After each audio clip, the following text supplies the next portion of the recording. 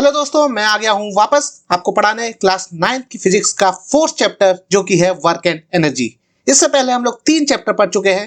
पहला चैप्टर था मोशन, जिसमें हमने मेन 3 इक्वेशंस ऑफ मोशन पढ़ी थी जो कि आपके स्क्रीन पे है। उसके बाद हमने सेकंड चैप्टर पढ़ा था force and laws of motion. उसमें हमने जो मेन इक्वेशन पढ़ी थी वो थी F = ma। एक्सेलरेशन के लिए फोर्स का होना जरूरी है। फिर हमने तीसरा चैप्टर पढ़ा था ग्रेविटी। उसमें हमने ग्रेविटेशनल फोर्स का इक्वेशन पढ़ा था, दैट इज F = G। वो होता है universal gravitational constant into product of masses divide by d²। d क्या होता है? d दो ऑब्जेक्ट्स के बीच के सेंटर की दूरी होती है। अब जिन बच्चों ने उन चैप्टर्स को नहीं पढ़ा है या फिर भूल गए हैं तो पहले जाके उनके वीडियो देखो, मेरे चैनल पर डले हुए हैं, मैं ऊपर लिंक भी डाल देता हूं। क्योंकि अगर तुम्हें उन चैप्टर्स की नॉलेज होगी तभी तुम्हें इस चैप्टर में कुछ समझ में आएगा, वरना कुछ समझ में नहीं आएगा। और साथ ही साथ मेरे उन वीडियोस के व्यूज भी तो बढ़ेंगे, तो जाके देख के आओ तुरंत। तो शुरू करते हैं ये वाला चैप्टर, वर्क एंड एनर्जी। तो सबसे पहले वर्क का क्या मतलब होता है? नॉर्मल भाषा में तुम वर्क को क्या बोलते हो? काम करना। मतलब तुम्हारे पापा ऑफिस जाते हैं, वहां जाके लैपटॉप में कुछ ना कुछ करते हैं, तो क्या कर रहे हैं? काम कर रहे हैं। या कोई मीटिंग में बैठे हैं, डिस्कशन कर रहे हैं, तो वो भी काम कर रहे हैं। अगर कोई गिटारिस्ट अपना गिटार प्रैक्टिस कर रहा है तो वो भी वर्क कर रहा है। या फिर कोई स्टूडेंट किताबें पढ़ रहा है या कोई रिसर्चर किताबें पढ़ रहा है तो वो भी वर्क कर रहा है ना? सही बात है, नॉर्मल भाषा में तो इसी को वर्क कहते हैं। पर अगर साइंटिफिकली बात करें तो इन सभी कामों में वर्क एकदम नेग्लिजिबल हो रहा है या फिर नहीं हो रहा है। क्योंकि साइंस में वर्क तभी बोलते हैं जब कोई फोर्स किसी ऑब्जेक्ट पे लग रहा हो और वो ऑब्जेक्ट फोर्स की ही डायरेक्शन में डिस्प्लेस हो रहा हो। जैसे इस एनिमेशन में ये आदमी मान लो फ्रिज को फोर्स लगा के खिसका रहा है, तो क्योंकि फ्रिज फोर्स की डायरेक्शन में ही खिसक रहा है तो मतलब वर्क हो रहा है। पर ये कितना वर्क हो रहा है, इसका क्या मैग्नीट्यूड है, ये कैसे निकालेंगे? तो वर्क का मैग्नीट्यूड होता है force into displacement in the direction of force, F × S। तो इसका ऐसा यूनिट क्या आ जाएगा? फोर्स का ऐसा यूनिट इनटू डिस्प्लेसमेंट का ऐसा यूनिट, जो कि होगा न्यूटन मीटर। और इसी को हम जूल भी बोलते हैं। तो अगर तुमसे जूल की डेफिनेशन पूछ ली जाए तब क्या बताओगे? कि 1 joule is the amount of work done on an object when a force of 1 newton displaces it by 1 metre in the direction of force. सरल भाषा में अगर 1 न्यूटन का फोर्स लग रहा है और displacement in the direction of force भी 1 मीटर है तो 1 newton into 1 metre, 1 newton metre आ जाएगा तुम्हारा वर्क डन, जो कि होगा 1 जूल वर्क डन। पर कई बार ऐसा होगा कि तुम फोर्स लगाओगे और ऑब्जेक्ट डिस्प्लेस होगा, पर डिस्प्लेसमेंट की डायरेक्शन फोर्स की डायरेक्शन में नहीं होगी, बल्कि कुछ एंगल में होगी फोर्स की डायरेक्शन से। तो ऐसे में क्या करेंगे? क्या हम वर्क डन को सीधे सीधे जीरो मान लेंगे? नहीं। डिस्प्लेसमेंट एक वेक्टर क्वांटिटी है, तो किसी भी वेक्टर क्वांटिटी को हम किसी भी दो परपेंडिकुलर डायरेक्शंस में ब्रेक कर सकते हैं। मतलब हम डिस्प्लेसमेंट का कंपोनेंट निकाल सकते हैं दो परपेंडिकुलर डायरेक्शंस में। तो उसी तरीके से हम इस डिस्प्लेसमेंट का कंपोनेंट निकालेंगे फोर्स के डायरेक्शन में। अब इस कंपोनेंट की वैल्यू क्या होती है, कैसे आती है, ये सब तुम डिटेल में पढ़ोगे वेक्टर्स चैप्टर में क्लास 11th में।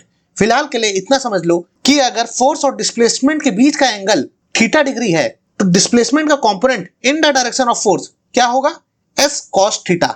और वर्क डन का फॉर्मूला क्या हो जाएगा? F × S cos theta. अब ये cos थीटा क्या है? cos थीटा एक ट्रिग्नोमेट्री आइडेंटिटी है, ये भी तुम लेटर ऑन पढ़ोगे डिटेल में। फिलहाल के लिए कुछ एंगल की वैल्यू के लिए तुम cos थीटा की वैल्यू याद कर लो। तो ये 4 एंगल है। पहला 0 डिग्री, अगर थीटा 0 डिग्री है मतलब फोर्स और डिस्प्लेसमेंट की डायरेक्शन सेम है, तो cos थीटा तुम्हारा हो जाएगा 1 और वर्क डन का सीधा सीधा फॉर्मूला आ जाएगा F × S। अगर थीटा 90 डिग्री है मतलब फोर्स और डिस्प्लेसमेंट परपेंडिकुलर है तो तुम्हारा cos थीटा हो जाएगा 0 और वर्क डन का फॉर्मूला क्या हो जाएगा? वर्क डन आ जाएगा तुम्हारा 0।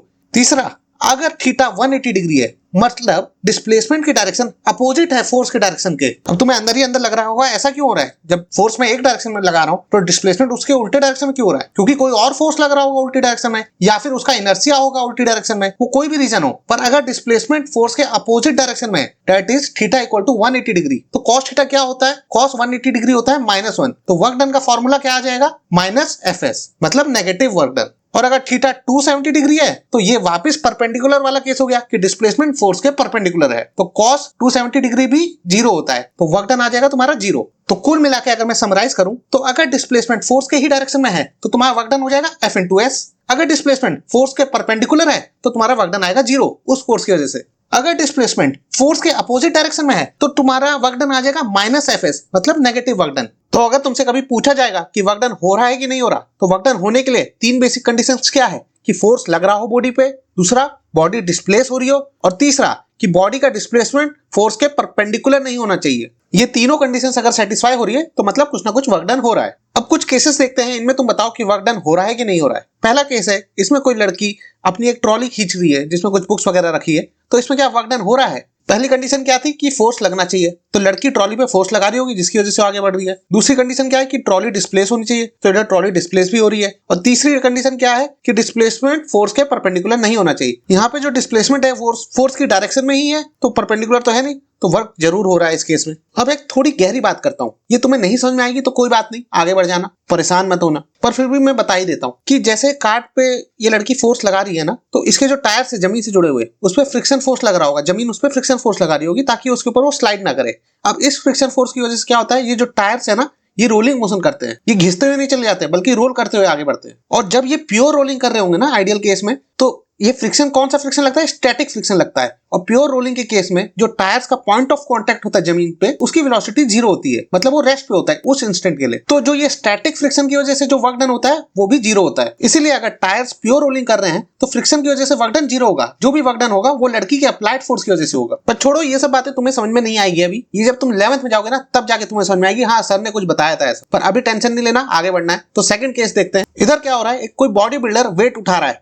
तो अब जब ये वेट उठा रहा है तो क्या कर रहा है, ये उस पर फोर्स लगा रहा है ऊपर की डायरेक्शन में, और डिस्प्लेसमेंट भी ऊपर की डायरेक्शन में हो रही है। इस केस में जैसे 2 मीटर की डिस्प्लेसमेंट हुई है ऊपर की डायरेक्शन में, और उसको फोर्स कितना लगाना पड़ रहा है, उसके वेट को बैलेंस करने के लिए फोर्स लगाना पड़ेगा उसको। तो उसका वेट क्या होता है, mg, और डिस्प्लेसमेंट मानो h हुई है, तो टोटल वर्क डन कितना आ जाएगा आदमी की तरफ से, mgh। और क्योंकि फोर्स और डिस्प्लेसमेंट की डायरेक्शन सेम है तो वर्क डन पॉजिटिव आएगा। पर यहाँ पे एक और फोर्स लग रहा है ऑब्जेक्ट पे, वो क्या है, ग्रेविटेशनल फोर्स। वो किस डायरेक्शन में लग रहा है, नीचे की डायरेक्शन में, पर डिस्प्लेसमेंट कहां हो रही है, ऊपर की डायरेक्शन में। तो ग्रेविटी की वजह से जो वर्क डन होगा वो क्या होगा, वो नेगेटिव होगा। और उसका मैग्नीट्यूड कितना होगा, उसका मैग्नीट्यूड भी mgh होगा, क्योंकि फोर्स तो वो भी mg ही लगेगा और डिस्प्लेसमेंट h ही हो रहा है, पर वो अपोजिट डायरेक्शन में हो रहा है, तो इसलिए ग्रेविटी की वजह से वर्क डन हो जाएगा -mgh। अब अगला केस देखते हैं। इसमें एक बच्चा स्विमिंग कर रहा है, तो क्या कोई वर्क हो रहा है। अब स्विमिंग करने के लिए इसको एक फोर्स को ओवरकम करना होता है। वो कौन सा फोर्स होता है, ये पानी का ड्रैग फोर्स होता है। तो इस फोर्स को ओवरकम करने के लिए उसको अपनी बॉडी में कोई फोर्स लगवाना पड़ेगा आगे की डायरेक्शन में। तो ये फोर्स कौन लगाएगा, ये भी पानी ही लगाएगी। कैसे लगाएगी कि बच्चा पानी पे पीछे की तरफ फोर्स लगाएगा, तो पानी पलट के उसके रिएक्शन फोर्स लगाएगी आगे की तरफ, और ये रिएक्शन फोर्स पानी के ही ड्रैग फोर्स को ओवरकम करेगी, जिससे बच्चा आगे स्विम कर पाएगा। अब यहाँ पे बच्चा डिस्प्लेस हो रहा है आगे की तरफ, और इस पे पानी की रिएक्शन फोर्स भी आगे की तरफ लग रही है, तो मतलब पानी की रिएक्शन फोर्स की वजह से जो वर्क हो रहा है वो पॉजिटिव वर्क है। पर साथ ही साथ ड्रैग फोर्स बच्चे पे लग रहा है पीछे की तरफ, और डिस्प्लेसमेंट हो रही है आगे की तरफ, मतलब अपोजिट डायरेक्शन में ड्रैग फोर्स के। तो ड्रैग फोर्स की वजह से जो वर्क हो रहा होगा वो नेगेटिव वर्क है। इन्हीं के साथ साथ बच्चे पे 2 फोर्सेस और लग रहे होंगे, वो कौन से हैं, भूल गए, gravitational force and buoyancy force. Gravitational force लग रहा होगा नीचे की डायरेक्शन में, और उसी को बैलेंस कर रहा होगा बॉयंसी फोर्स जो लग रहा होगा ऊपर की डायरेक्शन में। पर यहाँ पे बच्चा वर्टिकल मोशन तो कुछ कर नहीं रहा, केवल आगे बढ़ रहा है हॉरिजॉन्टल डायरेक्शन में। तो यहाँ पे जो डिस्प्लेसमेंट है ये ग्रेविटेशनल फोर्स या बॉयंसी फोर्स के परपेंडिकुलर है, तो इन फोर्सेस की वजह से कोई वर्क नहीं हो रहा होगा। तो हाँ, इस केस में वर्क हो तो रहा है, पर ये वर्क हो रहा है पानी के रिएक्शन फोर्स की वजह से, और नेगेटिव वर्क हो रहा है पानी के ड्रैग फोर्स की वजह से।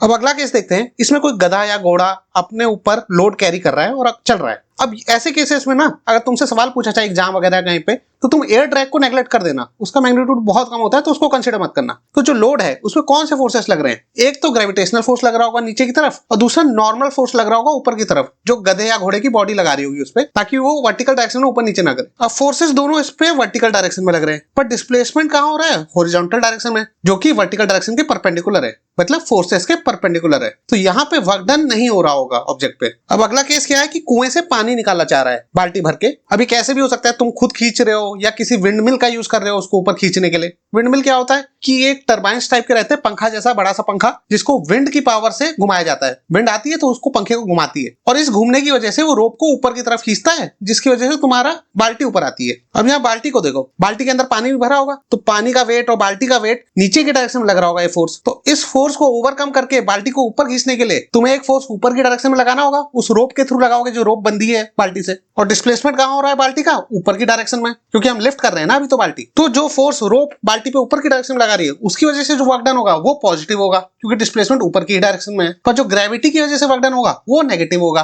क्योंकि ग्रेविटी नीचे की डायरेक्शन में और डिस्प्लेसमेंट ऊपर की डायरेक्शन में। तो work done bye windmill positive होगा और work done by gravity negative होगा। अब अगला केस देखते हैं। इसमें क्या हो रहा है, फोटोसिंथेसिस हो रहा है। तो प्लांट क्या करता है, इसमें सोलर एनर्जी लेता है सन से और उस एनर्जी को फूड में कन्वर्ट करता है। फूड मतलब कार्बोहाइड्रेट, जो कि एक केमिकल एनर्जी है। इस प्रोसेस में वो कार्बन डाइऑक्साइड को इनटेक करता है और ऑक्सीजन को आउटटेक करता है, मतलब बाहर निकालता है ऑक्सीजन। तो यहाँ पे कोई फिजिकल डिस्प्लेसमेंट या फोर्स तो लग नहीं रहा, तो ना ही फोर्स लग रहा है ना ही डिस्प्लेसमेंट हो रहा है, तो वर्क डन 0 है। अब अगले केस में क्या हो रहा है कि इंजन ना ट्रेन को खींच रही है। इंजन जो सबसे आगे वाला डिब्बा होता है ना, वो फोर्स लगाता है बाकी की ट्रेन पे, उसको आगे खींचता है ताकि ट्रेन आगे बढ़े। तो क्या यहाँ पे कोई वर्क डन हो रहा है? देखो, एक फोर्स भी लग रहा है और जो कंपार्टमेंट्स है ट्रेन के वो आगे भी बढ़ रहे हैं, तो मतलब डिस्प्लेसमेंट भी हो रहा है, फोर्स भी लग रहा है, तो वर्क डन हो रहा है और डिस्प्लेसमेंट फोर्स की डायरेक्शन में ही है, इसलिए वर्क डन क्या हो जाएगा, F into S।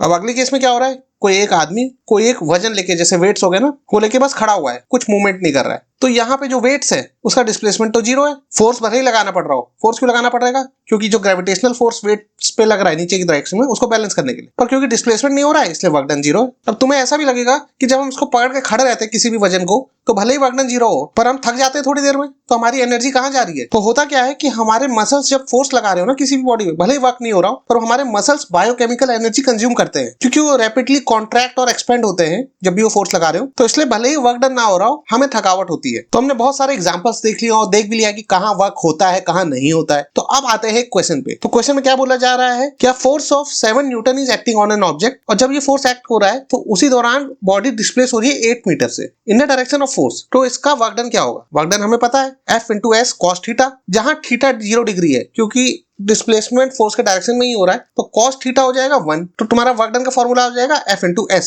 और इस केस में हो जाएगा 7 into 8 दैट इज 56 जूल। तो ये बच्चों वाला सवाल था, खैर तुम भी बच्चे ही हो। अब अगला सवाल देखते हैं। इधर क्या हो रहा है, आप porter lifts a luggage of 15 kg from the ground and puts it on his head 1.5 metre above the ground, calculate the work done by him on the luggage. अब क्या हो रहा है कि पोर्टर उसको उठा के अपने सर पे रख रहा है, तो वो कितना ऊपर रख रहा है, 1.5 मीटर। तो ऑब्जेक्ट कितना डिस्प्लेस हुआ, 1.5 मीटर। किस डायरेक्शन में, ऊपर की डायरेक्शन में। और इसको उठाने के लिए पोर्टर को क्या करना पड़ेगा, उसमें फोर्स लगाना पड़ेगा ताकि उसको वेट को बैलेंस करे। तो कितना फोर्स लगाना पड़ेगा, उसके वेट के जितना। वेट कितना हो जाएगा, 15 kg इंटू जी, जो एक्सेलरेशन ड्यू टू ग्रेविटी होती है। तो वर्क डन कितना आ जाएगा, F into S। अब क्योंकि डिस्प्लेसमेंट फोर्स के डायरेक्शन में ही हो रहा है, तो वर्क डन पॉजिटिव आएगा। ये work done by the porter है। अगर तुम work done by the gravity निकालोगे ना, तो वो नेगेटिव होगा, क्योंकि ग्रेविटी नीचे की डायरेक्शन में लग रही है और डिस्प्लेसमेंट ऊपर की डायरेक्शन में हो रहा है। तो इसको जब सॉल्व करोगे तो क्या होगा, 15 इंटू 9.8, ये तुम्हारा आ गया वेट, इंटू डिस्प्लेसमेंट जो कि है 1.5 मीटर। तो ये तुम्हारा आंसर आ जाएगा, और ये आंसर आएगा जूल में, क्योंकि हम लोग सारी यूनिट्स SI यूनिट्स ही ली है। तो अभी तक हमने वर्क के बारे में बहुत कुछ पढ़ लिया। अब हम पढ़ेंगे एनर्जी के बारे में। एनर्जी क्या होती है? Energy is the capacity of doing work, मतलब जिसमें जितनी ज्यादा एनर्जी है ना, वो उतना ज्यादा वर्क कर सकता है। और इसकी यूनिट भी सेम एज वर्क ही होती है, जूल ही होती है इसकी भी यूनिट, क्योंकि हम लोग उसको मेजर भी वर्क में ही करते हैं ना, कि कितना वर्क कर सकती है। तो 1 joule of energy is the capacity of doing 1 joule of work. अब क्या होता है ना, इसमें जब ऑब्जेक्ट वर्क कर रहा है तो वो अपनी एनर्जी ट्रांसफर करता है दूसरे ऑब्जेक्ट पे जिसपे वर्क हो रहा है। तो जो ऑब्जेक्ट करता है वर्क, उसकी एनर्जी लूज होती है, और जिसपे वर्क हो रहा है जिस ऑब्जेक्ट पे, उसकी एनर्जी गेन होती है। जैसे मान लो क्रिकेट देखा होगा तुमने, क्रिकेट में क्या करता है, बॉल आके बॉल फेंकता है बहुत तेज, फिर अगर मान लो वो बॉल जाके विकेट्स पे लगती है तो विकेट्स डिस्प्लेस हो जाते हैं, विकेट्स दूर जाके गिरते हैं, फेंकते हैं। क्या होता है उसमें कि बॉल के पास एनर्जी थी, बॉल जब बहुत तेजी से फेंकी ना बॉलर ने, बॉल में एनर्जी थी। अब जैसे ही वो विकेट्स में जाके लगी तो उन्होंने अपनी एनर्जी ट्रांसफर कर दी विकेट्स पे वर्क किया उसने। तो जब उसने वर्क किया बॉल ने विकेट्स पे, तो विकेट्स डिस्प्लेस हुए, तो विकेट्स में एनर्जी आ गई थोड़ी सी, और बॉल ने अपनी एनर्जी लूज की। सिमिलरली दूसरा केस समझो, मान लो कोई कील एक वुडन बॉक्स के ऊपर थोड़ी सी गड़ी हुई है, पूरा अंदर तक नहीं गड़ी हुई है, थोड़ी सी। अब उसके ऊपर अगर तुमने हथौड़ा गिराया ऊपर से, तो क्या होगा, हथौड़ा उस कील पे वर्क करेगा, कील थोड़ी और अंदर धस जाएगी, क्योंकि हथौड़ा उसमें फोर्स लगाएगा नीचे की डायरेक्शन में। अब वर्क क्यों हुआ, क्योंकि हथौड़े में कुछ इनिशियल एनर्जी थी। अब जब उसने हथौड़े ने कील पे वर्क किया तो एनर्जी ट्रांसफर होगी कील में। पर ये जो एनर्जीज होती है ना, सारी एनर्जी सेम नहीं होती है, इनके अलग अलग फॉर्म्स होते हैं। जैसे जो बॉल बहुत तेजी से जा रही है उसको कहते हैं काइनेटिक एनर्जी, और जो हथौड़ा तुमने हाइट से गिराया उसमें थी पोटेंशियल एनर्जी। तो अभी डिफरेंट फॉर्म्स ऑफ एनर्जी पढ़ते हैं। सबसे पहला फॉर्म देखते हैं केमिकल एनर्जी। ये क्या होती है? ये वो एनर्जी होती है जो कि एटम्स या मॉलिक्यूल्स के बॉन्ड्स में स्टोर होती है। जैसे कि कोई भी हाइड्रोकार्बन ले लो, पेट्रोल, डीजल, केरोसिन, इनके बॉन्ड्स में एनर्जी स्टोर होती है। और ये एनर्जी रिलीज कब होती है? जब ये सब्सटेंस केमिकल रिएक्शन करता है, तो ये बॉन्ड्स टूटते हैं और ये एनर्जी रिलीज होती है। और भी बहुत सारे एग्जांपल्स है केमिकल एनर्जी के, जैसे फूड, जो तुम खाना खाते हो उसमें भी केमिकल एनर्जी स्टोर होती है। उसको खाते हो तो फिर वो तुम्हारी बॉडी में जाकर रिएक्शन करते हो, वो एनर्जी देते हो तुमको। सिमिलरली बैटरी या सेल जो तुम रिमोट में लगाते हो, घड़ी में लगाते हो, उसमें भी एनर्जी होती है, केमिकल एनर्जी होती है। या फिर जो दिवाली वाली में लाके पटाखे फोड़ते हो ना, उनके अंदर भी केमिकल थर्मल एनर्जी स्टोर होती है, फिर जब तुम में आग लगाते हो तो रिएक्शन होता है, फिर एक्सप्लोजन होता है, तो वो केमिकल एनर्जी हीट एनर्जी में कन्वर्ट हो जाती है। अब दूसरा फॉर्म ऑफ एनर्जी देखते हैं जो कि होता है मैकेनिकल एनर्जी। मैकेनिकल एनर्जी में बेसिकली दो टाइप्स ऑफ एनर्जी होती है, एक तो होती है काइनेटिक एनर्जी, और ये काइनेटिक एनर्जी किसकी वजह से होती है, किसी भी बॉडी के मोशन की वजह से, मतलब वो कितनी वेलोसिटी से भाग रही है। और दूसरी होती है पोटेंशियल एनर्जी, ये डिपेंड करती है बॉडी की पोजीशन या उसकी कॉन्फ़िगरेशन पे। मतलब किसी बॉडी को अगर तुमने किसी हाइट पे जाके रख दिया ना तो उसकी पोटेंशियल एनर्जी बढ़ जाएगी, या फिर कोई इलास्टिक बॉडी उसको तुमने मोड़ दिया, कुछ कर दिया, तो उसके शेप चेंज होने की वजह से और उसके इलास्टिक नेचर की वजह से उसमें भी पोटेंशियल एनर्जी स्टोर हो जाती है। जैसे अगर तुमको स्प्रिंग को ले लो, स्प्रिंग अपने नेचुरल स्टेट में है तो उसमें कोई एनर्जी नहीं है, पर अगर तुम उसको दबा दोगे या खींच के रख दोगे तो उसमें पोटेंशियल एनर्जी स्टोर हो जाती है, और जैसे ही तुम अपना फोर्स हटाते हो तो वो वापस अपने नेचुरल स्टेट में आने की कोशिश करती है, और अगर तुमने उस पर कोई सामान रखा तो वो उसको दूर फेंक देगी क्योंकि अपनी पोटेंशियल एनर्जी की वजह से। और ये काइनेटिक एनर्जी और पोटेंशियल एनर्जी के बारे में हम बहुत डिटेल में आगे चल के पढ़ेंगे। फिलहाल के लिए हम दूसरे फॉर्म्स ऑफ एनर्जी पढ़ते हैं। अब अगला फॉर्म ऑफ एनर्जी है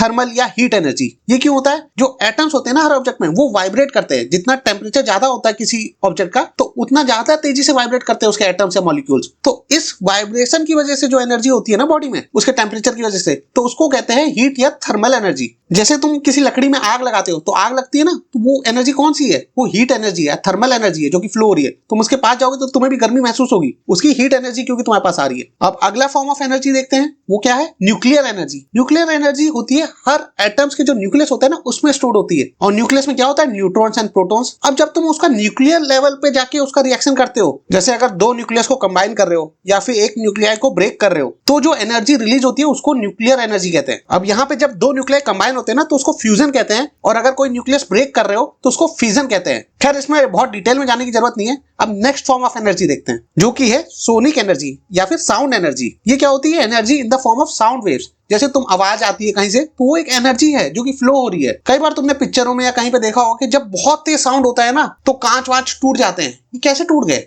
क्यों टूट गए, क्योंकि एनर्जी ट्रांसफर हुई साउंड के फॉर्म में उस कांच में। कहानियां तो ऐसी भी है कि तानसेन अपने गाने से बरसात कर देता था क्योंकि उसकी साउंड एनर्जी ऐसी थी। अब वो मिथ है या असली है वो सब में मैं नहीं जा रहा हूँ, पर हाँ ये जरूर बोल सकता हूँ कि साउंड में एनर्जी जरूर होती है। अब अगला फॉर्म ऑफ एनर्जी देखते हैं, जैसे लाइट एनर्जी। तुम बल्ब जलाते हो, बल्ब क्या रोशनी कैसे आ जाती है, क्योंकि वो लाइट एनर्जी एमिट करता है बल्ब, और ये energy in the form of electromagnetic radiation होती है।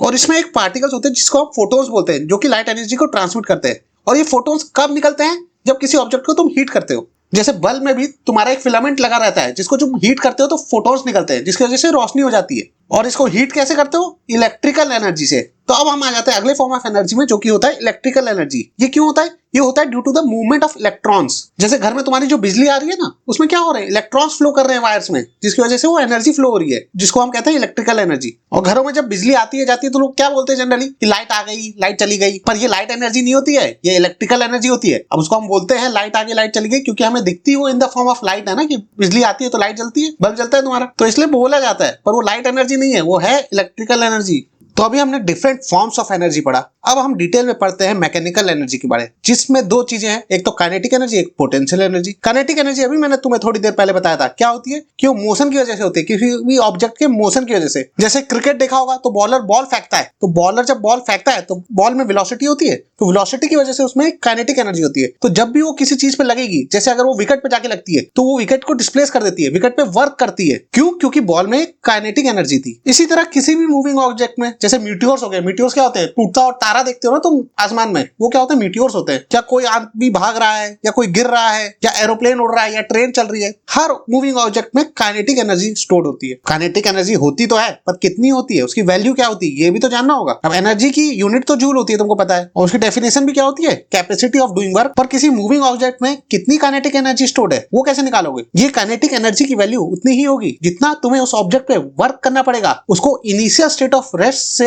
उसकी अभी एक्चुअल वेलोसिटी पे लाने के लिए। अब ये वर्क डन कैसे निकालोगे, तो अभी इसकी मान लो वेलोसिटी v थी, तो इनिशियल वेलोसिटी हम मान लेते हैं कि 0 थी, रेस्ट पे था, उसको 0 से ये v वेलोसिटी पे लाने के लिए कितना वर्क करना पड़ा। वर्क का फॉर्मूला क्या होता है, फोर्स इनटू डिस्प्लेसमेंट। और 3 इक्वेशंस ऑफ मोशन में हमने क्या पढ़ा था, 2as equal to v square minus u square. यहाँ पे तो u 0 है, तो तुम्हारा s क्या आ जाएगा, s आ जाएगा तुम्हारा v square divide by 2a। और फोर्स क्या होता था तुम्हारा, मास इनटू एक्सेलरेशन। अब work done equal to fs में f और s की वैल्यू रिप्लेस करो, f को रिप्लेस कर दो ma से और s इसको रिप्लेस कर दो v स्क्वायर बाय 2a से, तो तुम्हारा फाइनल वर्क डन कितना आ जाएगा, work done equal to m into v square by 2। और ये जो वर्क डन आया यही तुम्हारी काइनेटिक एनर्जी है, किसमें, किसी m मास के ऑब्जेक्ट जो कि v वेलोसिटी से ट्रेवल कर रहा है। तो काइनेटिक एनर्जी तुम्हारी कितनी होगी, हाफ mv स्क्वायर। और ये फॉर्मूला तुम्हें याद होना चाहिए, बार बार बोल के याद कर लो, kinetic energy equal to half m square. अब आते हैं सवालों पे। तो क्वेश्चन में क्या कह रहा है, an object of mass 15 kg is moving with a uniform velocity of 4 metre per second. What is the kinetic energy possessed by the body? तो अभी तुम्हें बताया था kinetic energy का फॉर्मूला हाफ mv स्क्वायर। सब चीजों को ऐसा यूनिट में रखना,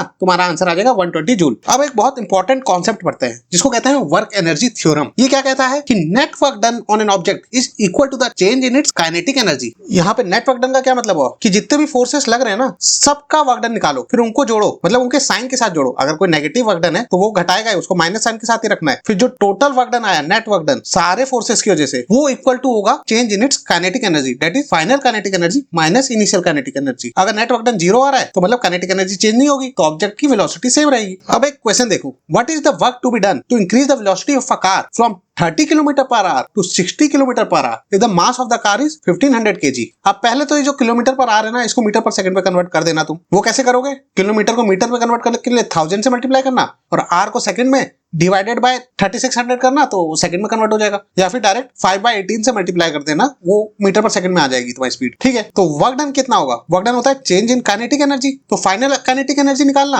हाफ mv स्क्वायर, और इनिशियल काइनेटिक एनर्जी जो कि होगा हाफ mu स्क्वायर। u क्या रखोगे, वो 30 किलोमीटर पर आवर के इक्विवेलेंट वाली स्पीड, और इन दोनों को सब्ट्रैक्ट करना, फाइनल माइनस इनिशियल, ये तुम्हारा आ जाएगा वर्क डन। अब ये सब लुल पुल कैलकुलेशन करके मैं नहीं दिखाऊंगा, खुद से कर लेना। अगर फिर भी नहीं आए तो कमेंट करना। तो अगला सवाल देखते हैं, kinetic energy of an object of mass m moving with a velocity 5 metre per second is 25 joule. ठीक है, काइनेटिक एनर्जी दी है तुमको, कितनी है, 25 जूल। वेलोसिटी भी दी है 5 मीटर पर सेकंड, मास नहीं दिया है। अब क्या पूछा गया है, what will be it's kinetic energy when its velocity is doubled. और दूसरा सवाल क्या है, what will be it's kinetic energy when its velocity is increase 3 times. अब एक तो सिंपल तुम क्या कर सकते हो, काइनेटिक एनर्जी का फॉर्मूला तुम्हें पता है, क्या होता है, हाफ mv स्क्वायर। अब तुम्हें v दिया है, काइनेटिक एनर्जी दिया है, तो m निकाल सकते हो। और उसके बाद तुम वेलोसिटी को डबल कर दो, 10 मीटर पर सेकंड कर दो, या ट्रिपल कर दो 15 मीटर पर सेकंड, तो तुम उसकी काइनेटिक एनर्जी वैसे निकाल सकते हो। अब एक दूसरा शॉर्टकट मैं आपको बताता हूँ। शॉर्टकट क्या है, देखो मास तुम्हारा चेंज नहीं होगा, एक बॉडी का मास तो चेंज होता नहीं है ना जब तक उसको तोड़ना दो या काटना दो। तो सेकंड काइनेटिक एनर्जी जो कि v2 वेलोसिटी पे होगी डिवाइड बाय पहली काइनेटिक एनर्जी जो कि v1 वेलोसिटी में होगी, उनका रेशियो क्या आएगा, that is kinetic energy 2 divide by kinetic energy 1। वो क्या आएगा, v2 square divide by v1 square, क्योंकि mm तो कट जाएगा। तो तुम्हें v2 दिया है, v1 दिया है, ke1 दिया है, तो तुम्हारा ke2 आ जाएगा, मतलब सेकंड काइनेटिक एनर्जी जो कि v2 वेलोसिटी पे होगी। अरे जरूर आ जाएगा। और दूसरा तुम ऐसे भी सोच सकते हो कि काइनेटिक एनर्जी किसके प्रोपोर्शनल है, वेलोसिटी के स्क्वायर के प्रोपोर्शनल है। तो अगर वेलोसिटी डबल हो रही है तो काइनेटिक एनर्जी क्या होगी, 2 का स्क्वायर हो जाएगी, मतलब 4 टाइम्स हो जाएगी। जैसे यहाँ पे काइनेटिक एनर्जी 25 जूल दी है, अगर तुम वेलोसिटी को डबल करोगे तो काइनेटिक एनर्जी 4 टाइम्स हो जाएगी, दैट इज 100 जूल। और अगर वेलोसिटी को तुमने 3 टाइम्स कर दिया, मतलब v की जगह अभी 3v रखोगे, तो 3v का स्क्वायर करना पड़ जाएगा, तो आंसर क्या आएगा 9v स्क्वायर। तो 9 टाइम्स हो जाएगी तुम्हारी काइनेटिक एनर्जी। तो सेकंड केस में काइनेटिक एनर्जी आ जाएगी 9 इंटू 25, दैट इज 225 जूल। तो तीनों तरीके से तुम्हारा आंसर सेम ही आएगा, चाहे तुम मास निकाल के करो, चाहे रेशियो निकाल के करो, या फिर तुम प्रोपोर्शनलिटी वाला कॉन्सेप्ट यूज करो। अब दूसरा फॉर्म ऑफ मैकेनिकल एनर्जी कौन सा था, पोटेंशियल एनर्जी। और ये क्या होती थी, it is stored in an object by virtue of its position और कॉन्फिगरेशन। कॉन्फिगरेशन मतलब शेप वगैरह उसका। अब इसका एक एग्जांपल मैंने तुम्हें स्प्रिंग वाला बताया था, वैसे ही बो एंड एरो, मतलब तीर चलाते हैं ना, उसमें बो होती है, बो से चलाते हैं तीर। तो बो की स्ट्रिंग जब तुम खींचते हो तो उसमें पोटेंशियल एनर्जी स्टोर हो जाती है। फिर जब तुम उसको रिलीज करते हो तो उसकी पोटेंशियल एनर्जी वर्क करती है, किस पे करती है, जो तीर होता है, एरो होता है, उस पे। फिर जिससे एरो की काइनेटिक एनर्जी बढ़ जाती है, मतलब उसकी स्पीड बढ़ जाती है और वो बहुत तेजी से निकलता है। ये तो हो गया शेप की वजह से जो पोटेंशियल एनर्जी होती है। दूसरी पोटेंशियल एनर्जी हाइट की वजह से। मान लो एक बॉल जमीन पे रखी है, तुम उसको ले जाओ कुछ हाइट तक और हाइट पे ले जा दो, फिर अगर वो कुछ h हाइट पे है जमीन से, तो उसमें कोई एक पोटेंशियल एनर्जी स्टोर हो जाएगी। क्यों, क्योंकि तुमने उसमें वर्क किया उसको उस हाइट तक ले जाने पे, तो उसमें एक एनर्जी स्टोर हो गई। अब अगर तुम उसको रिलीज करोगे तो देखना वो तेजी से नीचे आने लगेगी और उसकी स्पीड बढ़ते रहेगी नीचे आते आते। क्यों, क्योंकि उसकी वो पोटेंशियल एनर्जी काइनेटिक एनर्जी में कन्वर्ट हो रही है। सिमिलरली अगर तुम किसी हथौड़े को किसी हाइट पे ले जाओ और उसको कोई कील जो कि थोड़ी सी गड़ी हुई है किसी वुडन ब्लॉक पे, उसमें गिराओ, तो वो हथौड़ा जब नीचे पहुंचेगा उस कील को और अंदर धंसा देगा, मतलब उस कील पे वर्क करेगा। कैसे किया उसने वर्क, क्योंकि उसके अंदर एक पोटेंशियल एनर्जी थी। और ये पोटेंशियल एनर्जी क्यों थी, क्योंकि वो शुरुआत में किसी हाइट पे था। और ये जो हाइट की वजह से जो पोटेंशियल एनर्जी होती है ना, इसको हम लोग कहते हैं ग्रेविटेशनल पोटेंशियल एनर्जी। और इस ग्रेविटेशनल पोटेंशियल एनर्जी की वैल्यू क्या आती है? इसकी वैल्यू होती है amount of work done on an object to raise it from the ground to that particular height against the gravity. मतलब ग्रेविटी के खिलाफ तुमने कितना काम किया उस ऑब्जेक्ट को ग्राउंड से लेके उस हाइट तक पहुंचाने में। और वो हमने थोड़ी देर पहले पढ़ा था कि कितना वर्क करना पड़ता है, फोर्स इनटू डिस्प्लेसमेंट। और फोर्स क्या लगाना पड़ेगा इसमें? mg मतलब weight of the object into height, कितना हमें डिस्प्लेसमेंट करना है। तो ये वर्क डन हो जाएगा mgh और यही उसकी पोटेंशियल एनर्जी हो जाएगी जो h हाइट पे ऑब्जेक्ट है। और थोड़ी देर पहले मैंने तुम्हें वर्क एनर्जी थ्योरम में क्या बताया था कि net work done on an object is equal to increase in its kinetic energy. और तुम कहोगे mgh वर्क किया है हमने तो उसकी काइनेटिक एनर्जी भी बढ़नी चाहिए mgh से, पर तुमने ये नेट वर्क डन नहीं बताया mgh, ये तो बस तुम्हारे द्वारा किया हुआ वर्क डन है। अब इसमें ग्रेविटी भी तो वर्क कर रही होगी, ग्रेविटी का कितना वर्क डन होगा? वो होगा mg इंटू माइनस h, क्योंकि ग्रेविटी नीचे के डायरेक्शन में लग रही है और डिस्प्लेसमेंट ऊपर के डायरेक्शन में हुआ है। तो टोटल वर्क डन कितना आ जाएगा? mgh माइनस mgh मतलब 0। जितना तुम वर्क कर रहे हो उसका उल्टा ग्रेविटी वर्क कर रही है, नेगेटिव वर्क। तो टोटल वर्क डन हो जा रहा है तुम्हारा 0, जिसकी वजह से कि इसकी काइनेटिक एनर्जी नहीं बढ़ रही है इस केस में। अब पोटेंशियल एनर्जी कैलकुलेट करने के लिए जो हाइट लेंगे वो कौन सी हाइट होती है? क्या तुम सी लेवल से हाइट लोगे या अभी जिस जमीन पे खड़े हो उधर से हाइट लोगे, या फिर जैसे यहाँ डायग्राम में दिखाया गया है एक आदमी प्लेटू पे है और दूसरा आदमी थोड़े नीचे लेवल वाले ग्राउंड पे है और एक बॉल है ऊपर, तो इसकी हाइट तुम h2 लोगे या h1 लोगे? h1 है प्लेटू की ग्राउंड से हाइट और h2 है बेस लेवल की ग्राउंड से हाइट। अब जैसे तुम अलग अलग हाइट लोगे तो अलग अलग पोटेंशियल एनर्जी भी आएगी। तो पोटेंशियल एनर्जी डिपेंड्स करती है तुमने ग्राउंड लेवल क्या लिया हुआ है, रेफरेंस ग्राउंड लेवल, और ये लेवल तुम्हें सिचुएशन या क्वेश्चन के हिसाब से डिसाइड करना होगा। और नॉर्मली हमें उस पोजिशन पे जो ग्राउंड है ना जहां पे खड़ा है आदमी, उसकी हाइट लेनी होती है, क्योंकि तुम बॉल को वहीं तक गिराओगे तो वो पोटेंशियल एनर्जी उतनी ही काइनेटिक एनर्जी में बदलेगी। खैर इसमें परेशान होने की बात नहीं है, तुम क्वेश्चन या सिचुएशन देख के खुद ही समझ जाओगे कि क्या हाइट लेनी है पोटेंशियल एनर्जी। अब एक और इंपॉर्टेंट कॉन्सेप्ट जान लो कि तुम्हें अगर कोई एक ऑब्जेक्ट हाइट पे लाना है, ग्राउंड से लेके उसको हाइट पे लेके आना है, तो तुम किसी भी पाथ के थ्रू लेके आओ, चाहे सीधे ऊपर ले आओ या घुमा फिरा के ऊपर लेके आओ, पर ग्रेविटी के अगेंस्ट तुम जितना वर्क कर रहे हो वो दोनों केसेस में सेम है, वो बस हाइट पे डिपेंड करेगा, पाथ पे नहीं। अब एक क्वेश्चन देख लेते हैं पोटेंशियल एनर्जी से रिलेटेड। इधर क्या बोला गया है? Object of mass 12 kg is at an height. अब वो हाइट नहीं बताई है, उसकी पोटेंशियल एनर्जी बताइए 480 जूल, और जी तुम्हें बोला है 10 मीटर पर सेकंड स्क्वायर लेना। अब तुम्हें निकालनी क्या है? फाइंड द हाइट, हाइट निकालनी। तो पोटेंशियल एनर्जी क्या होती है? mgh, m दिया है तुमको, g दिया है और h निकाल लेना फिर। तो आप पढ़ते हैं conversion of energy forms. Energy हमेशा तुम देखोगे एक फॉर्म से दूसरे फॉर्म में कन्वर्ट होती रहती है। जैसे मान लो तुमने एक इलेक्ट्रिकल कनेक्शन बनाया है जिसमें तुम एक बल्ब को जला रहे हो, तो उसमें इलेक्ट्रिकल कनेक्शन में शुरुआत में एनर्जी कौन दे रहा है? बैटरी दे रही है इस केस में। तो बैटरी में क्या थी? केमिकल एनर्जी थी, और वो केमिकल एनर्जी सबसे पहले किसमें ट्रांसफॉर्म हुई? इलेक्ट्रिकल एनर्जी में, क्योंकि इलेक्ट्रॉन्स का फ्लो शुरू हुआ जब तुमने उसको कनेक्ट किया, सर्किट को कंप्लीट किया, और ये इलेक्ट्रिकल एनर्जी बल्ब में गई, फिर बल्ब में जाके इसने फिलामेंट को हीट किया जिससे फोटोन्स निकले, तो फिर ये बल्ब में जाके क्या कन्वर्ट हुआ? इलेक्ट्रिकल एनर्जी से हीट एंड लाइट एनर्जी में। इसी तरह से कई केसेस में पोटेंशियल एनर्जी काइनेटिक एनर्जी में कन्वर्ट होती है। जैसे थोड़ी देर पहले मैंने तुम्हें बो एंड एरो का केस बताया था, तो जब तुमने बो की स्ट्रिंग खींची थी तो उसमें पोटेंशियल एनर्जी स्टोर हो गई होती। क्यों? क्योंकि तुमने उसका शेप चेंज कर दिया था। फिर जब तुमने उसको रिलीज किया, स्ट्रिंग को रिलीज किया, तो वो उस पे वर्क करेगी, किस पे? एरो पे, और एरो की काइनेटिक एनर्जी बढ़ने लगेगी। तो एक तरीके से पोटेंशियल एनर्जी किसमें कन्वर्ट हुई? काइनेटिक एनर्जी में। सिमिलरली अगर तुम किसी बॉल को हाइट पे ले जाके छोड़ो, जैसे ही तुम छोड़ोगे देखोगे उसकी स्पीड बढ़ने लगेगी नीचे के डायरेक्शन में, और जब वो नीचे पहुंचेगी उसकी स्पीड काफी ज्यादा हो जाएगी। तो ऊपर जब थी, जब तुमने छोड़ा, उसकी वेलोसिटी क्या थी? 0, तो वहां पे काइनेटिक एनर्जी 0 थी, और जब वो नीचे पहुंची तो उसकी काइनेटिक एनर्जी बढ़ गई क्योंकि उसमें स्पीड थी। तो क्यों, कैसे हुआ? क्योंकि उसकी पोटेंशियल एनर्जी कम होने लगी। तो जितना पोटेंशियल एनर्जी कम हुई उतना काइनेटिक एनर्जी बढ़ेगी। तो यहाँ पे भी पोटेंशियल एनर्जी काइनेटिक एनर्जी में कन्वर्ट हो रही है। अब थर्ड केस देखो, तुमने फोटोसिंथेसिस पढ़ा है, क्या होता है उसमें? ग्रीन लीव्स क्या करती है? सनलाइट को लेती है, फिर उसको प्रोसेस करती है और कार्बन डाइऑक्साइड भी लेती है एटमॉस्फेयर से, फिर नीचे से वाटर लेती है और फिर फूड प्रिपेयर करती है। तो यहाँ पे शुरुआत में कौन सी एनर्जी ली? उसने लाइट एनर्जी ली सन से, मतलब उसको सोलर एनर्जी कहते हैं, और फिर उसको किसमें कन्वर्ट किया? उसको कन्वर्ट किया फूड में। फूड में कौन सी एनर्जी होती थी? Chemical energy. अब तुमने वाटर साइकिल पढ़ी होगी ज्योग्राफी वगैरह में, क्या होता है उसमें? ओशियंस का वाटर पहले इवापोरेट होता है, फिर वो क्लाउड्स जाके बनता है, फिर वो क्लाउड्स कहीं पे जाते हैं, फिर वहां पे जाके बारिश होने लगती है, प्रेसिपिटेशन करते हैं, फिर जब बारिश का पानी नीचे आता है, ग्राउंड वाटर में जाता है, फिर वापस ओशियंस में मिल जाता है। ये एक वाटर साइकिल कंप्लीट हो गई। तो इधर भी एनर्जी ट्रांसफॉर्मेशन होता है। कौन सा एनर्जी? एक एनर्जी होती है जिसको बोलते हैं लेटेंट एनर्जी या फिर लेटेंट हीट। ये कौन सी एनर्जी होती है? ये वो हीट एनर्जी होती है जो कि ऑब्जेक्ट अब्सॉर्ब करता है जब वो फेस ट्रांसफॉर्म कर रहा हो अपना, जैसे कोई लिक्विड से गैस बन रहा है या फिर सॉलिड से लिक्विड, तो बिना टेम्परेचर बढ़ाए हुए अपना जो फेस ट्रांसफॉर्मेशन करते हैं ना, इसको कहते हैं लेटेंट एनर्जी।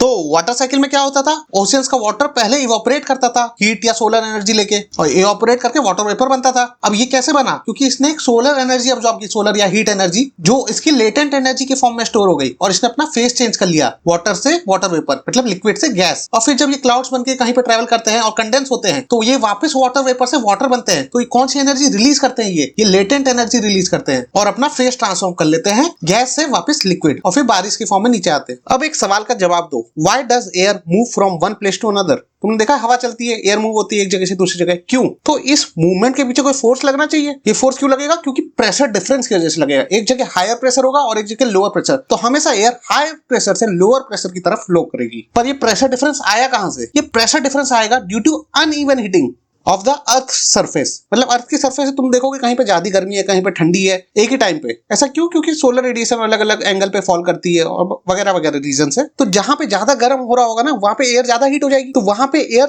लेस डेंस हो जाती है और लो प्रेशर एरिया क्रिएट हो जाता है। और जहां पे जिस एरिया में ठंडी होगी वहां पे एयर हैवी हो जाती है, मोर डेंस हो जाती है और हाई प्रेशर एरिया क्रिएट हो जाता है। अब इसकी वजह से प्रेशर डिफरेंस क्रिएट हो गया। एक एरिया हाई प्रेशर एरिया, एक एरिया लोअर प्रेशर एरिया, तो प्रेशर डिफरेंस क्रिएट हुआ। इसकी वजह से फिर एयर फ्लो करती है from higher pressure towards lower pressure. अब ये जो मैं तुमसे सवाल पूछ रहा हूँ, जवाब दे रहा हूँ ना, ये ऐसे ही हवा में नहीं दे रहा हूँ, ये तुम्हारी एनसीईआरटी किताब में लिखे हुए हैं। इसी तरह एक और सवाल लिखा हुआ है, वो क्या है कि how are fuels such as coal and petroleum form? कैसे बनते हैं ये फ्यूल्स? तो ये बनते हैं जो मिलियंस ऑफ ईयर्स पहले जो प्लांट्स एंड एनिमल्स रहे होंगे ना, वो जब मर जाते हैं, उनकी बॉडी जब अर्थ की सरफेस के अंदर दफन हो जाती है, तो वो high pressure and high temperature के थ्रू गुजरते हैं। उसकी वजह से उनमें बायोलॉजिकल एंड जियोलॉजिकल प्रोसेसेस होते हैं। तो जो भी बॉडी रहती है, डेड बॉडी वगैरह प्लांट्स एंड एनिमल्स की, तो उसमें एक केमिकल एनर्जी तो होती है, फूड स्टोर तो होता है बॉडी में। तो फिर हाई टेम्परेचर और हाई प्रेशर के प्रेजेंस में ये कन्वर्ट हो जाता है कोल एंड पेट्रोलियम में। बेसिकली तुम्हारा कोल आता है dead remains of trees and plants से, और पेट्रोलियम तुम्हारा आता है डेड रिमेन्स ऑफ एनिमल्स से, जो कि मिलियंस ऑफ ईयर्स पहले मर चुके हैं। और इनको बनने का प्रोसेस बहुत स्लो है, इसलिए मिलियंस ईयर लगते हैं। इसलिए अगर एक बार खत्म हो गए ना सारे, तो दोबारा तुम्हें मिलने में बहुत टाइम लगेगा। इसलिए इसको नॉन रिन्यूएबल रिसोर्सेज भी बोलते हैं। अब law of conservation of energy क्या कहती है? ये कहती है कि energy can neither be created nor be destroyed, it can only convert from one form to another. मतलब अगर तुम पूरे यूनिवर्स की एनर्जी देखोगे ना, तो वो हमेशा कंजर्व रहेगी, ना ही तो वो एक्स्ट्रा आ जाएगी, क्रिएट हो जाएगी, ना ही डिस्ट्रॉय होगी। बस वो एक फॉर्म से दूसरे फॉर्म में ट्रांसफर होती रहेगी। अब मैकेनिकल एनर्जी क्या होती है? मैं तुम्हें बताया था, दो तरह की होती है, काइनेटिक एनर्जी और पोटेंशियल एनर्जी। तो इन दोनों एनर्जीज का sum, that is kinetic energy plus potential energy, ये टोटल मैकेनिकल एनर्जी होगी किसी भी बॉडी की। और फ्री फॉलिंग ऑब्जेक्ट कोई रहता है ना, तो उसकी मैकेनिकल एनर्जी हमेशा कंजर्व रहती है। मतलब kinetic energy plus potential energy constant रहेगी। तो जैसे अगर तुमने बॉल किसी हाइट से तो क्या होता है, जैसे जैसे वो नीचे आती है उसकी वेलोसिटी बढ़ने लगती है, तो उसकी मतलब काइनेटिक एनर्जी बढ़ रही है। कैसे? पर उसकी पोटेंशियल एनर्जी कम होगी, क्योंकि उसकी हाइट कम हो रही है ग्राउंड से। तो यहाँ पे हो क्या रहा है कि पोटेंशियल एनर्जी तुम्हारी काइनेटिक एनर्जी में कन्वर्ट हो रही है, और जितनी पोटेंशियल एनर्जी गिरेगी उतनी ही काइनेटिक एनर्जी उसकी बढ़ेगी, और ग्राउंड पे पहुंचते पहुंचते उसकी काइनेटिक एनर्जी मैक्सिमम हो जाती है और पोटेंशियल एनर्जी जीरो हो जाती है। अब इन सब केसेस में हम लोग एयर रेसिस्टेंस को इग्नोर कर देते हैं, वरना क्या होता है कि असली में एयर रेसिस्टेंस भी होती है, तो जिसकी वजह से थोड़ी बहुत एनर्जी हीट के फॉर्म में निकल जाती है, तो मैकेनिकल एनर्जी थोड़ी थोड़ी गिरती रहती है। पर ये सब इग्नोर करेंगे, हम मैकेनिकल एनर्जी को कांस्टेंट मानेंगे फ्री फॉल के केसेस में। अब कई बार क्या होता है ना, वर्क के साथ साथ रेट ऑफ डूइंग वर्क भी इंपॉर्टेंट होता है, कि कोई काम कितनी जल्दी हो जा रहा है तुम्हारा। तो इसको क्या बोलते हैं? रेट ऑफ डूइंग वर्क को इसको कहते हैं पावर, या फिर इसको rate of transfer of energy भी बोल सकते हैं। और इसकी यूनिट क्या होगी? जूल पर सेकंड। और उसका एक और नाम बोला जाता है वॉट। तो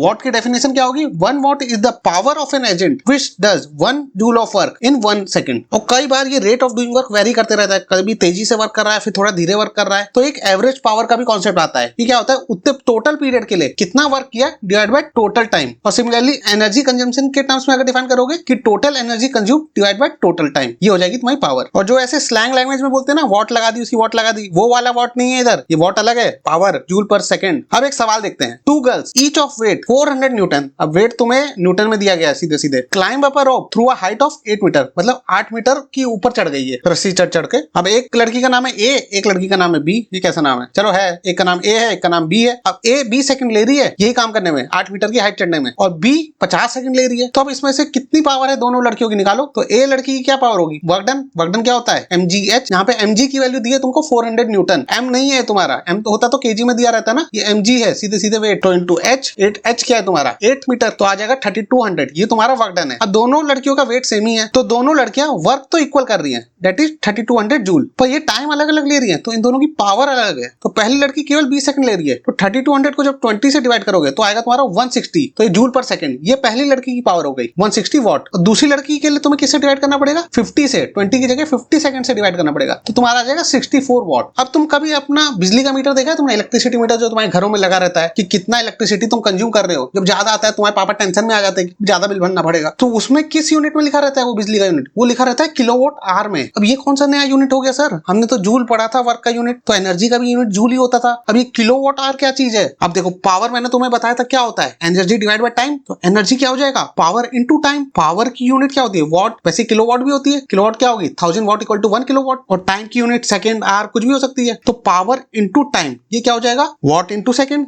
या फिर दूसरी यूनिट्स में लिखेंगे तो किलोवाट इनटू आवर। तो ये एक एनर्जी की यूनिट आ जाती है किलोवाट आवर। मतलब अगर तुम 1 किलोवाट की पावर कंज्यूम कर रहे हो 1 घंटे तक, तो इतनी तुम्हारी एनर्जी कंज्यूम हो जाएगी। और इसको तुम जूल में भी निकाल सकते हो। कैसे कन्वर्ट करोगे जूल में? किलोवाट को लिख दोगे 1000 वॉट, और 1 आवर को क्या लिखोगे? 3600 सेकंड। तो 1000 इंटू 3600 जब करोगे ना, तो तुम्हारा वो आ जाएगा वॉट इंटू सेकंड, मतलब जूल। तो ये आ जाएगा 3.6 into 10 to the power 6 joule. अब ये इतनी बड़ी वैल्यू आ गई ना, क्योंकि हम लोग इलेक्ट्रिसिटी कंज्यूम ही बहुत ज्यादा करते हैं। वो जूल में निकालोगे तो बहुत बड़ी वैल्यू आ जाएगी, इसलिए हम लोग किलोवाट आवर में उसको कैलकुलेट करते हैं सिंप्लिसिटी के लिए। तो इसी के साथ तुम्हारा वर्क एंड एनर्जी का चैप्टर खत्म होता है। उम्मीद करता हूं तुमने इसमें जरूर कुछ ना कुछ नया सीखा होगा, और अगर सीखा ही है तो प्लीज कमेंट करो, वरना मुझे कैसे पता चलेगा। और वीडियो को लाइक भी करो, और चैनल को सब्सक्राइब भी करो, और दोस्तों के साथ शेयर भी करो, ताकि वो भी तो सीखे। सबका साथ सबका विकास। और अब हम मिलेंगे नेक्स्ट चैप्टर साउंड में। तब तक आप मेरे पुराने वीडियोस को बार बार देखते रहिए, ताकि आपके चैप्टर रिवाइज होते रहे और मेरे व्यूज आते रहे। Okay bye.